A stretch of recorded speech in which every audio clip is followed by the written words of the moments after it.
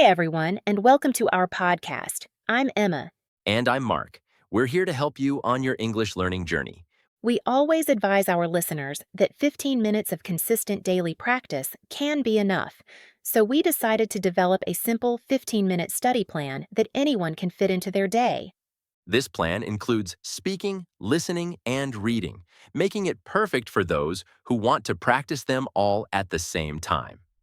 Just 15 minutes. We'll break it down into small, manageable steps that will help you see real results. Okay, let's start with step 1, 3-minute vocabulary warm-up. The idea here is not to learn dozens of new words every day.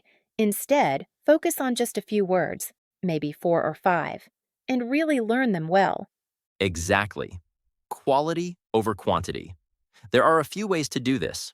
First, write the word down. The act of writing helps your brain remember. Yes. Then, say the word out loud several times. Get used to how it sounds and how it feels in your mouth. And most importantly, use the word in a sentence. This is where you make the word your own. Don't just memorize the definition. Understand how to use it in context. For example, let's say our word today is nail down. It is a phrasal verb. It means to make something certain or final. Right. So, a sentence could be, I need to nail down the details of the meeting before tomorrow. See? It's not just about knowing the definition. It's about using it naturally. There are some great tools on the internet to help you with this. You can also find lots of useful word lists online, organized by topic or level. The important thing is to find a method that you enjoy and that works for you. 3 minutes, a few words, and you're off to a great start. All right, now it's time for step 2, listening practice. We're going to spend 4 minutes on this. Listening is so important. It's how you improve your pronunciation, your understanding of natural speech, and your overall comprehension. And it doesn't have to be boring. You can listen to podcasts like this one, of course. Absolutely. You can also listen to English songs and watch short videos on YouTube. The key is to choose something that you enjoy. If you're interested in the content, you'll be more motivated to listen and learn. Now, a common mistake is trying to understand every single word. Don't do that. It's frustrating, and it's not how we naturally listen to our native language. That's right. Try to get the main idea of what's being said, even if you don't understand every word. This is related to something called the comprehensible input hypothesis, developed by linguist Stephen Krashen. It sounds complicated, but the basic idea is simple. We learn a language best when we understand the message, even if we don't know all the words. Exactly. It's like when you're a child learning your first language. You don't understand everything, but you gradually pick up the meaning from context. So, don't worry if you don't catch every word. Focus on the overall meaning, and gradually your understanding will improve. Choose materials that are at the right level for you, not too easy, but not too difficult. This is your comprehensible input. Now it's time for speaking practice. You'll spend 4 minutes on this. And we know what you're thinking. You'll say, but I don't have anyone to speak English with. That's a common problem, but it's not an excuse. One simple way is to just talk about your day. What did you do today? What did you eat? What are your plans for tomorrow? Just narrate your life in English by yourself.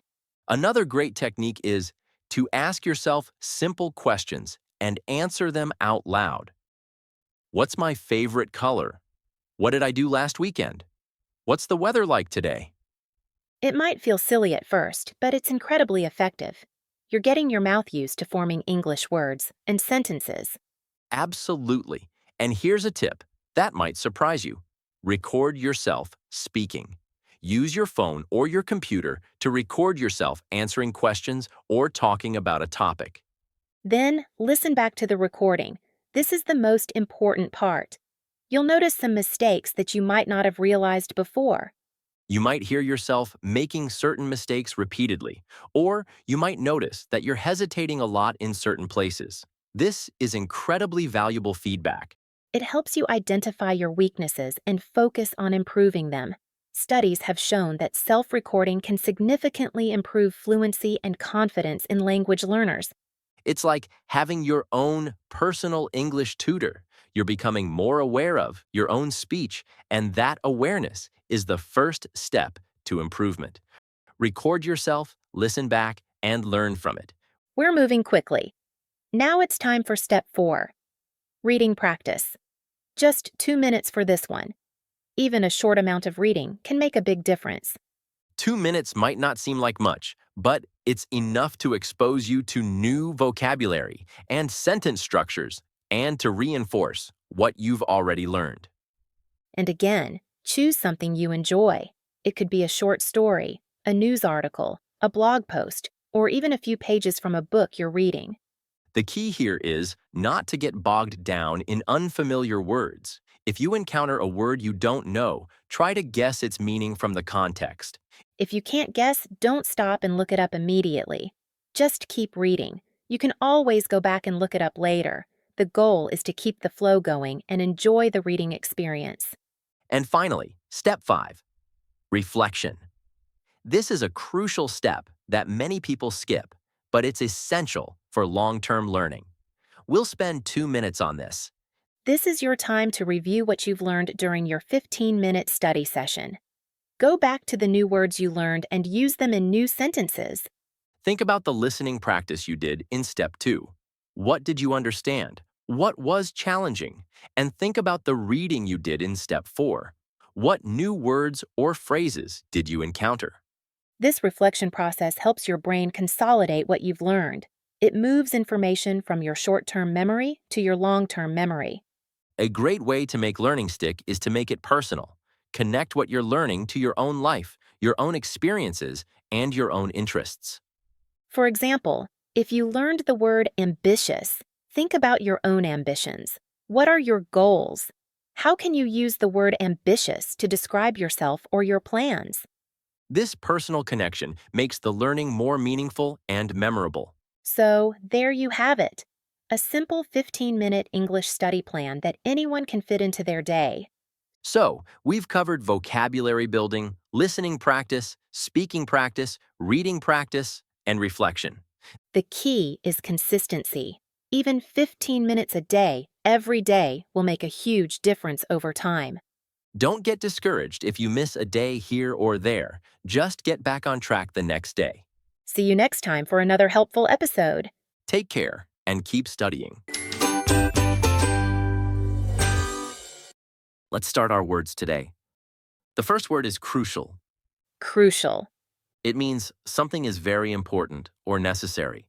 For example, it is crucial to drink water every day. It means that drinking water every day is very important for health. The second example is, a good education is crucial for success. This means that having a good education is very important for success. The second one is encounter. Encounter.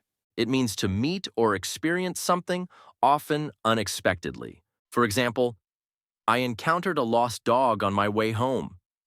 It means that I saw or met a lost dog by chance while going home. The second example is, she encountered many problems at her new job.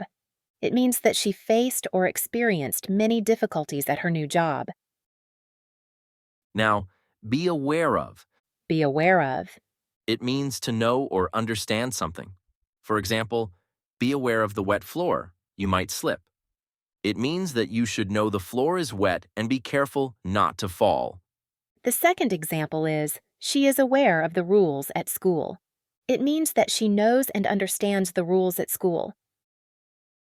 The next one is overall. Overall. It means considering everything or in general. For example, overall the trip was amazing. It means that when thinking about everything, the trip was very good. The second example is, his overall performance was excellent. It means that in general, his performance was very good. The last one is nail down. Nail down.